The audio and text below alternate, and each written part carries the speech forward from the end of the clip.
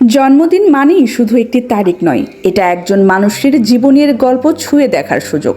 আজ অর্থ বাংলার আয়োজনে আমরা তুলে ধরছি এক অনন্য ব্যক্তিত্বের ব্যক্তিগত কিছু মুহূর্ত, যার নেতৃত্ব, চিন্তা এবং মানবিক গুণাবলী আমাদের প্রতিদিন অনুপ্রাণিত করে।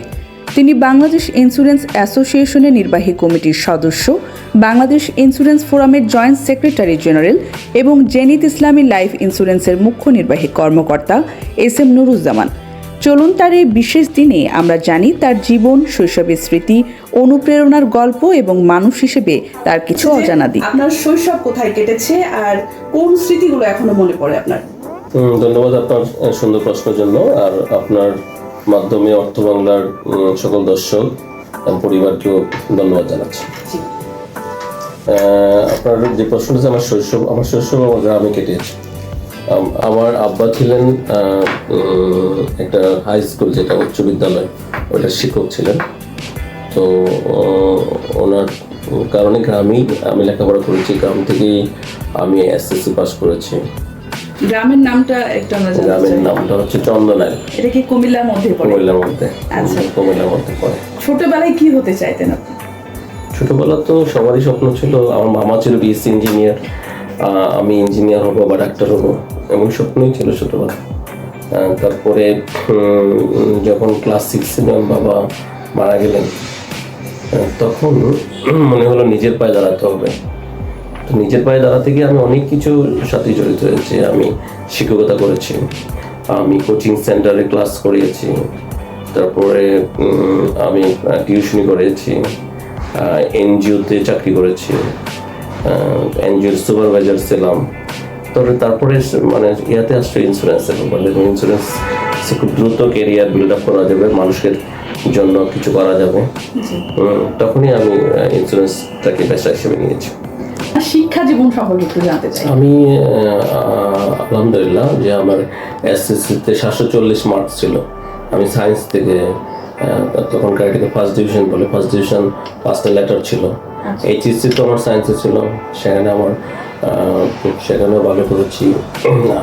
এইচএসসি পাস করার পরে তো ইন্স্যুরেন্সের পাশাপাশি আমি বিএসসি করেছি ম্যাথমেটিক্সের উপরে, সেখানেও আমার ফার্স্ট ক্লাস ছিল। তারপরে আমি এমএ করেছি। আমি যদিও আমার ইংলিশে এমএ আমার ছিল, আমি পরে ইংলিশে করি নাই। পরে আমি ভিক্টোরিয়াতে বাদ দিয়ে পরে কিছুদিন পরে আমি প্রাইভেট ইউনিভার্সিটি থেকে মাস্টার্স করেছি।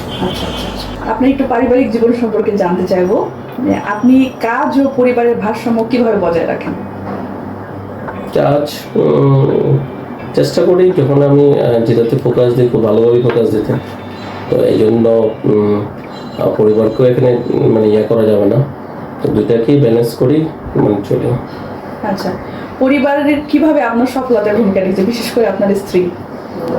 হ্যাঁ, আমার স্ত্রী তো মানে আমার সফলতার জন্য সে চেষ্টা করেছে। সে স্যাক্রিফাইস করার কারণেই তো আসলে এতদূর যেতে পেরেছি। তার স্যাক্রিফাইস অনেক বেশি ছিল। অবসর সময় পরিবারের সঙ্গে কি করেন?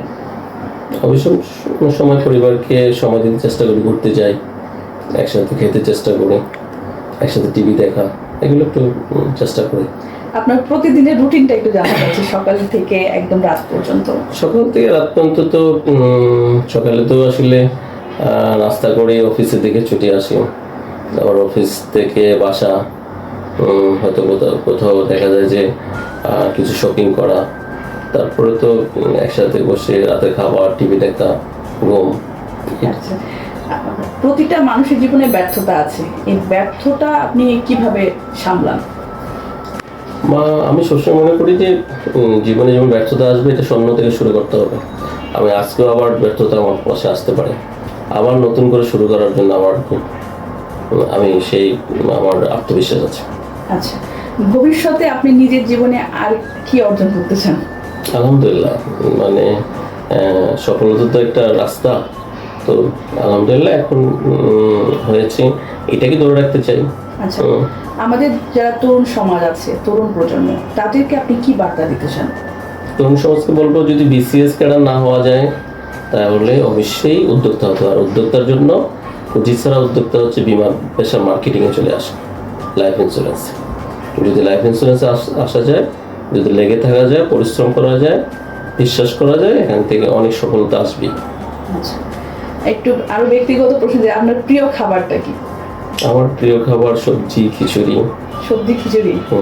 আমরা শুনেছি কারো মাংস থাকে, গ্রামের বিশেষ করে মাছ থাকে, আপনার সবজি না, খিচুড়ি। সবজি খিচুড়িটা প্রিয় খাবার। তার সাথে আপনার কাছে জানতে চাই যে বিমা খাতকে কেন ক্যারিয়ার হিসেবে বেছে নিলেন? বিমা খাতটা দেখেন যে আজকে আমি যদি কোনো এতিমের জন্য কাজ করি, আমি যদি কোনো বিধবা মায়ের জন্য কাজ করতে চাই, বিমা খাতের মতো কাজ আর করা যায় না।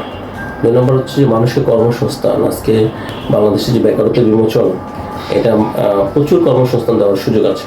তো এই জন্যই আমি মনে করলাম যে বিমা খাতে মানুষের জন্য কিছু করলাম, আবার নিজেরও মানে একটা কেরিয়ার ডেভেলপ করলাম। বিমা খাতে না আসলে শিক্ষকতা করতাম, এটা একটা লক্ষ্য ছিল, যদি মা রাজি ছিলেন না, বাবা শিক্ষক থাকার কারণে। আর না হলে সরকারি চাকরি করতাম। আচ্ছা, জীবনে এমন কোনো মজার বা অপ্রত্যাশিত ঘটনা যা আজও মনে পড়ে আপনার? অপ্রত্যাশিত একবার ইন্স্যুরেন্স কাজই এক উপজেলা থেকে আরেক উপজেলা যাচ্ছিলাম, একটা অ্যাক্সিডেন্ট করেছিলাম। মানে এই যে মানে উপর দিকে যাওয়ার সময় একটা টেম্পো থেকে একটা পড়ে একবারের নদীতে পড়ে গেছিলাম। তো আল্লাহ ওইখানে একটা বাচ্চা মারা গেছে, কিন্তু আল্লাহ আমাকে কোনো বড় ধরনের। আর মজার ঘটনার কথা যদি বলি, কোন ঘটনা মনে পড়ে মজার ঘটনা হচ্ছে যে অনেক স্মৃতি তো আছে। তো একটা মজার ঘটনা হচ্ছে যেমন যে একবার ইন্স্যুরেন্সে কাজে গেছি, তো আসলে সে ইন্স্যুরেন্স বোঝে না, বিমা বোঝে। যেমন ইন্স্যুরেন্স বলছি, হ্যাঁ ইন্স্যুরেন্স কেন, বিমা বিমা বিমা। আচ্ছা আচ্ছা, বুঝতে পেরেছি। আচ্ছা, আমাদের অর্থ বাংলার যারা দর্শক আছে তাদের উদ্দেশ্যে কিছু বলুন। অর্থ বাংলা দর্শকদেরকে ধন্যবাদ জানাচ্ছি এতক্ষণ আমার কথা শোনার জন্য। তো অর্থ বাংলার সাথে আমরা সবাই আছি, ভবিষ্যতে থাকবো সেই প্রত্যাশা করছি। ধন্যবাদ আপনাকে। আপনাকে ধন্যবাদ।